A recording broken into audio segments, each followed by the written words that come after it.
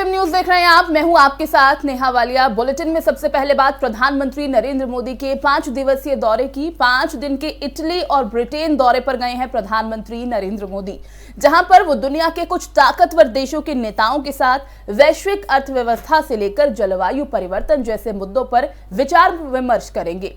PM Modi की 2 देशों की अहम यात्रा आज से शुरू हो गई है। 29 से 31 अक्टूबर तक पीएम इटली और वेटिकन सिटी में होंगे, जबकि 1 और 2 नवंबर को ब्रिटेन का दौरा वो करने वाले हैं। वेटिकन सिटी की यात्रा के दौरान पीएम पोप फ्रांसिस से मुलाकात करेंगे। ये भी बता दें कि प्रधानमंत्री नरेंद्र मोदी फ्रांस के राष्ट्रपति इमैनुअल मैक्रों के साथ द्विपक्षीय बातचीत भी करने वाले हैं। हाल ही के दिनों में फ्रांस का अमेरिका, ब्रिटेन और ऑस्ट्रेलिया से तनाव के मद्देनजर मोदी मैक्रा की इस मुलाकात को बेहद ही ज्यादा महत्वपूर्ण और अहम कह सकते हैं कि माना जा रहा है। फ्रांस के राष्ट्रपति से मुलाकात के बाद प्रधानमंत्री मोदी इंडोनेशिया के राष्ट्रपति से मीटिंग करेंगे।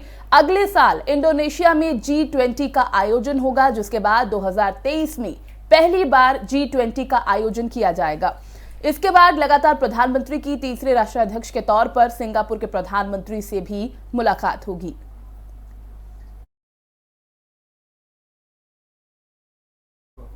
उत्तर प्रदेश में विधानसभा चुनावों का बिगुल बज चुका है। तमाम पार्टियां अपने चुनावी अभियान में जोर शोर से जुटी हुई हैं और इस बीच केंद्रीय गृह मंत्री अमित शाह उत्तर प्रदेश विजयी के मिशन पर राजधानी लखनऊ पहुंचेंगे।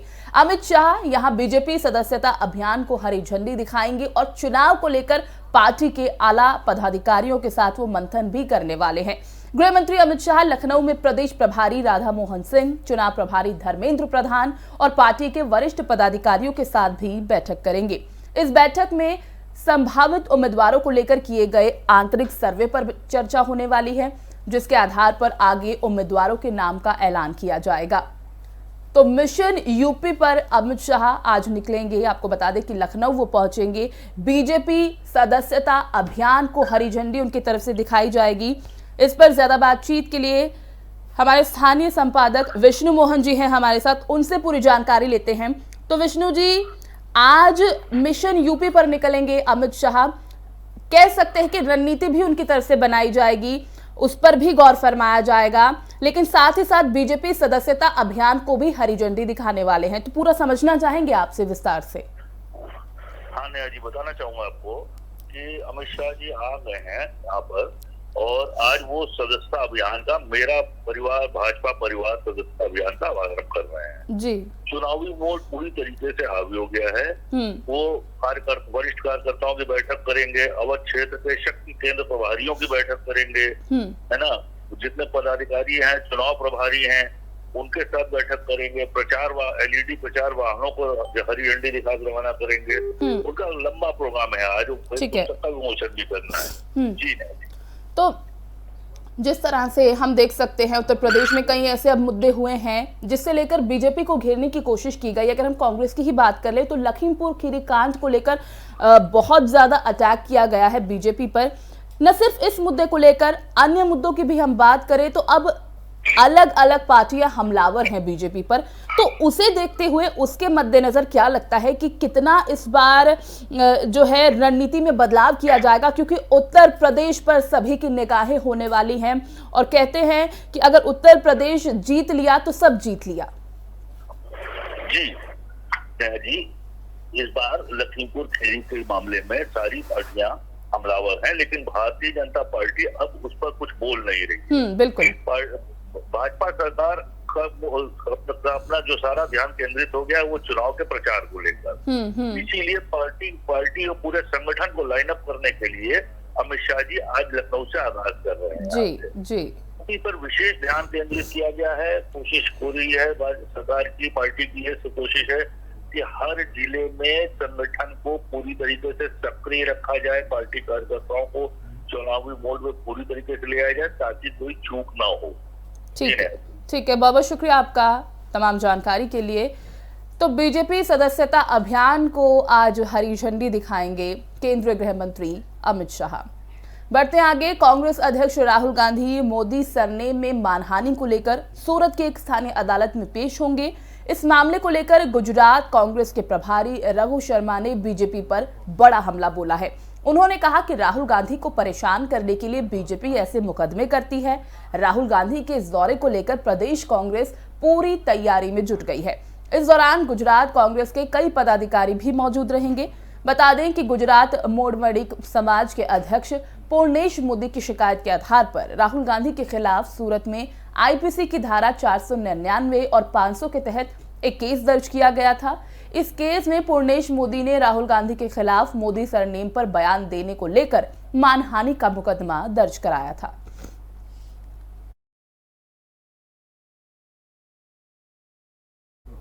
बढ़ते हैं आगे। आगामी विधानसभा चुनाव से पहले कांग्रेस महासचिव प्रियंका गांधी काफी ज्यादा एक्टिव मोड में नजर आ रही हैं। वो अपने राजनीतिक कार्यक्रमों के दौरान समाज के हर वर्ग से मुलाकात कर उनका हालचाल जानने की कोशिश में लगी हैं। बता दें कि पहले बाराबंकी में उन्होंने खेत पर महिला किसानों से मुलाकात की थी और अब लखनऊ के चारबाग स्टेशन पर उन्होंने कूलियों के एक समूह से मुलाकात की है। प्रियंका गांधी लखनऊ से ट्रेन से ललितपुर पहुंची। उन्होंने लखनऊ के चारबाग रेलवे स्टेशन पर कूलियों के एक ग्रुप से मुलाकात की। इस दौरान उन्होंने उनका हालचाल भी जाना। कूलियों ने प्रियंका गांधी को अपनी जीविका से जुड़ी समस्याओं के बारे में भी बताया। साथ ही लॉकडाउन के समय स्टेशन बंद होने के चलते उन पर पड़े आर्थिक असर की जानकारी भी प्रियंका गांधी को देते नजर आए। इस दौरान प्रियंका ने उन्हें सरकार पर से आने पर अगर वो सत्ता में आते हैं तो हर संभव मदद उनकी तरफ से दी जाएगी, ये भरोसा भी दिलाया है। बता दें कि प्रियंका गांधी ट्रेन से ललितपुर पहुंची। ललितपुर में वो मृतक किसान के परिजनों से मुलाकात करेंगी और इसके बाद वो मध्य प्रदेश के दतिया में पीताम्बरा मंदिर में दर्शन करने जाएंगी। दरअसल ललितपुर में खाद के लिए लाइन में लगे एक किसान की हार्ट अटैक से मौत हो गई थी। बुंदेलखंड में किसानों को खाद का जो समस्या है खाद की, उसका सामना करना पड़ता है। यहाँ पर लोगों को करीब 2-2 दिन तक लाइनों में लगा रहना पड़ता है।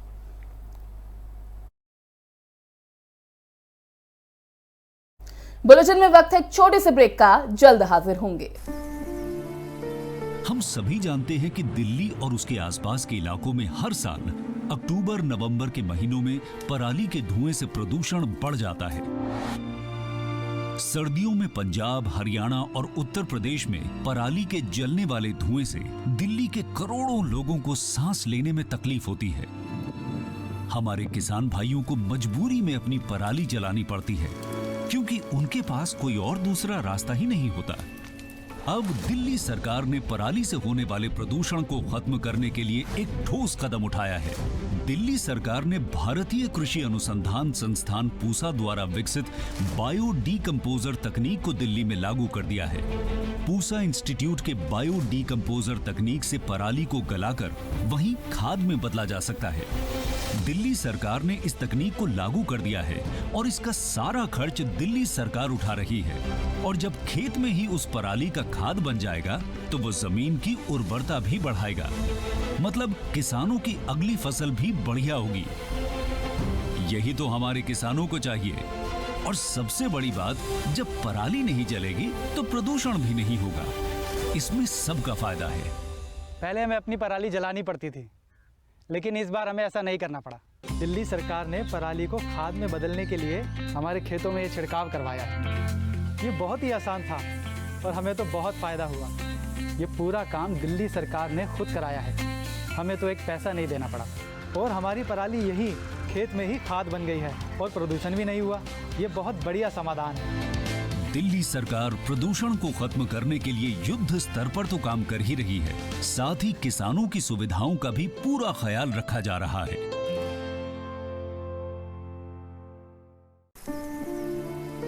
हम सभी जानते हैं कि दिल्ली और उसके आसपास के इलाकों में हर साल अक्टूबर नवंबर।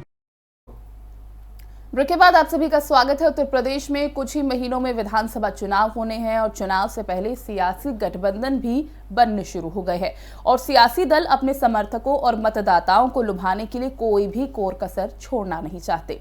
राज्य में समाजवादी पार्टी और सुहेलदेव भारतीय समाज पार्टी राज्य में अब मिलकर चुनाव लड़ रही हैं और गुरुवार को सुहेलदेव भारतीय समाज पार्टी की महापंचायत में कार्यकर्ताओं को पैसे बांटने का वीडियो सामने आया है। ये तस्वीरें आप देखिए कैसे पैसे बांटे जा रहे हैं। दरअसल बुधवार को मऊ के हल्धरपुर में सपा के राष्ट्रीय अध्यक्ष अखिलेश यादव और सुभाषपा अध्यक्ष ओम प्रकाश राजभर की संयुक्त महापंचायत हुई। इस महापंचायत में दोनों ही दलों के प्रमुखों ने राज्य में होने वाले विधानसभा चुनाव मिलकर लड़ने का फैसला किया। असल में राज्य में एसपी छोटे सियासी दलों से करार कर रही है और इसी की रणनीति के तहत उनसे एसबी-एसपी के साथ चुनावी गठबंधन किया है, जबकि ओम प्रकाश राजभर की पार्टी एसबी-एसपी ने 2017 के विधानसभा चुनाव में बीजेपी से गठबंधन किया था और 4 सीटें जीतने में भी सफल रही। वहीं इस बार राजभर ने अखिलेश यादव की पार्टी एसपी के साथ गठबंधन किया है और दोनों का दावा है कि वो बीजेपी को राज्य की सत्ता से बाहर करके ही रहेंगे। बुधवार को हुई महापंचायत में एसबी-एसपी के विधायक रामानंद बुद्ध भी मौजूद थे और उनका ये वीडियो सामने आया है जिसमें वो 500 रुपए के नोट कार्यकर्ताओं को बांट रहे हैं। हालांकि विधायक का कहना है कि उन्होंने दिन भर कुछ नहीं खाया, इसलिए पकौड़ी मंगवाने के लिए पैसे दिए थे। इस वीडियो के आने के बाद विपक्षी दल एसबी-एसपी के नेताओं पर अब निशाना साध रहे हैं। इस खबर पर पूरी जानकारी के साथ हमारे संवाददाता अमान का रुख कर लेते हैं। अमान, ये वीडियो हम देख रहे हैं और दर्शक भी हमारे देख रहे हैं, 500 रुपए के नोट बांटे जा रहे हैं, लेकिन विधायक जी तो ये कह रहे हैं कि कुछ खाया नहीं था, कुछ मंगाया था, उसके लिए पैसे दिए जा रहे हैं। जी, आपको बता दूं कि मऊ में जो सापा और सुभाषपा की महापंचायत बैठक हुई थी, जिसको लेकर वहां पर काफी कार्यकर्ता एकत्रित हुए थे और एक बड़ी महासभा बताई जा रही थी, जिसको देख के लगातार अखिलेश यादव जो समाजवादी पार्टी के प्रसन्न भी हो रहे थे, लेकिन वो भीड़ कहीं ना कहीं 500 के नोट पे इकट्ठा हुई थी। ऐसी जानकारी निकल के उस वायरल वीडियो से पता चल रही है कि जिसमें विधायक जी 500 के नोट बांटते नजर आ रहे हैं, लेकिन विधायक जी इस बात से साफ इनकार कर रहे हैं 500 रुपए वो पकौड़ी के लिए दिए जाते, लेकिन वो भीड़ कहीं ना कहीं 500 के नोट पे ही इकट्ठा की गई थी। क्योंकि अमान, ये वीडियो हम देख रहे हैं तो इस वीडियो को देखकर ऐसा लग भी नहीं रहा कि किसी खाने के लिए वो पैसे दे रहे हैं। साफ साफ देखा जा सकता है इस वीडियो में कि पैसे दिए जा रहे हैं भीड़ को। जी देखिए, वो वीडियो जिस तरह से वायरल हो रहा है, बताया जा रहा है कि ये नोट जो बांटे जा रहे हैं वो भीड़ को एकत्रित करने के लिए ही बांटे गए थे और जहाँ पे पैसा लेके ही भीड़ जुटाई गई थी। लेकिन विधायक जी इस बात से साफ तौर से जब इनकार करते नजर आ रहे हैं, उनका कहना है कि यहाँ पे खाने पीने के लिए 500 का नोट दिया जा रहा है। और हालांकि अक्सरियत में देखा जाता है, जिस तरह से विशाल सभाएं या रैलियां हुआ करती हैं, तो वहाँ पे खाने पीने के लिए एक इंतजाम होता है। वहाँ पे पार्सल वगैरह खाने पीने के आते हैं, पानी आते हैं, सभी तरह की चीजें पहले से इकट्ठा होती हैं। लेकिन ये 500 रुपए का नोट रैली के दौरान देना और महापंचायत के दौरान देना और खाने के लिए कहना, ये बात कुछ जी। लेकिन अमान, खैर ये पहला मामला नहीं है कि चुनाव सर पर हैं तो कोई पार्टी भीड़ जुटाने के लिए यूं पैसे देते नजर आ रही है। पहले भी ऐसे कई मामले सामने आए। बहुत बहुत शुक्रिया अमान तमाम जानकारी के लिए। तो आपको बता दें कि ये वीडियो जो सोशल मीडिया पर वायरल हो रहा है वो साफ साफ ये दर्शा रहा है, बता रहा है कि विधायक जी भीड़ जुटाने के लिए 500 रुपए के नोट दे रहे हैं, बांट रहे हैं। हालांकि विधायक जी ने तो साफ इंकार कर दिया है, क्योंकि खाने के लिए कुछ था नहीं, सुबह से कुछ खाया नहीं था, इसलिए ये पैसे पकौड़े मंगवाने के लिए दिए जा रहे हैं।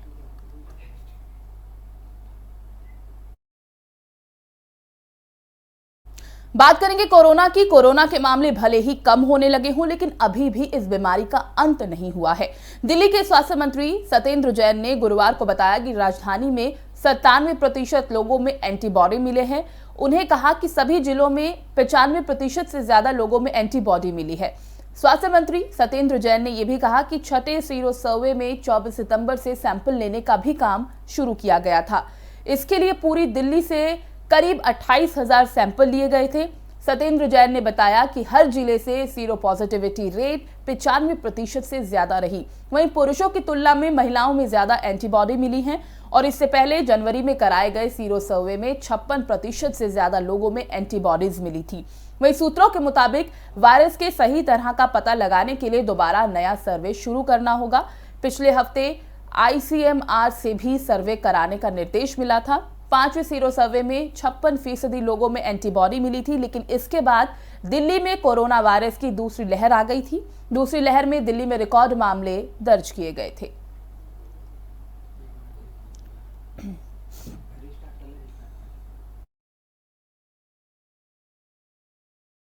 वहीं केंद्र सरकार ने बड़ा फैसला लेते हुए भारतीय रिजर्व बैंक के गवर्नर शक्तिकांत दास का कार्यकाल 3 साल के लिए बढ़ा दिया है। अब शक्तिकांत दास अगले 3 साल के लिए RBI के गवर्नर के पद पर बने रहेंगे। कैबिनेट की नियुक्ति समिति ने इस फैसले को मंजूरी दी है। आरबीआई गवर्नर शक्तिकांत दास का कार्यकाल इस साल 10 दिसंबर को खत्म होने वाला था, लेकिन अब कैबिनेट नियुक्ति समिति ने उनके अगले 3 साल की अवधि के लिए आरबीआई के गवर्नर बने रहने पर मोहर लगा दी है। शक्तिकांत दास 10 दिसंबर को 26वें गवर्नर के रूप में नियुक्त होंगे। ये भी बता दें कि शक्तिकांत दास को 11 दिसंबर 2018 को 3 साल की अवधि के लिए यानी 3 साल और भारतीय रिजर्व बैंक का गवर्नर नियुक्त किया गया था। इससे पहले वो वित्त मंत्रालय में आर्थिक मामलों के सचिव थे। शक्तिकांत दास को उर्जित पटेल के इस्तीफे के बाद रिजर्व बैंक का नया गवर्नर नियुक्त किया गया था।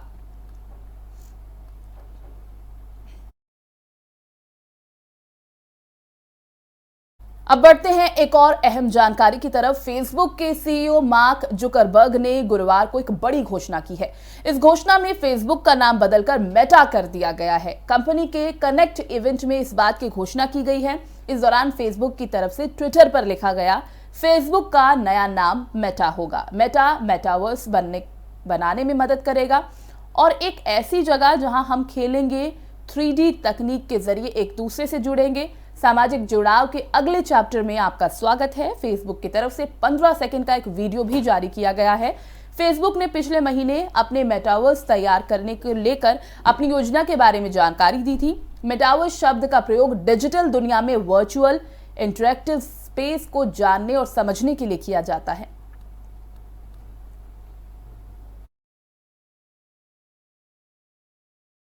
वहीं दूसरी तरफ ईंधन की कीमतों में लगातार तीसरे दिन भी बढ़ोतरी हुई है। राष्ट्रीय राजधानी दिल्ली में पेट्रोल और डीजल की कीमतों में शुक्रवार को 35 पैसे का इजाफा किया गया। इसके बाद दिल्ली में पेट्रोल की नई कीमत बढ़कर 108 रुपए 64 पैसे हो गई, जबकि डीजल की कीमत अब 97 रुपए 37 पैसे हो गई है। मुंबई की बात करें तो यहां पर पेट्रोल के दाम बढ़कर अब 114 रुपए 47 पैसे और डीजल 105 रुपए 49 पैसे हो गया है। कोलकाता में पेट्रोल का नया रेट 109 रुपए 2 पैसे है, जबकि डीजल 100 रुपए 49 पैसे हो गया है। बात अगर चेन्नई की करें तो पेट्रोल अब 105 रुपए 43 पैसे और डीजल 101 रुपए 59 पैसे यहां पर मिल रहा है।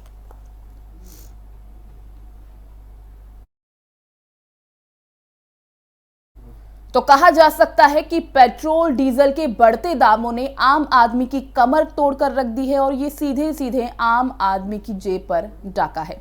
इस बुलेटिन में फिलहाल बस इतना ही। और ज्यादा जानकारी के लिए आप देखते रहिए FM न्यूज और मुझे दीजिए इजाजत। नमस्कार।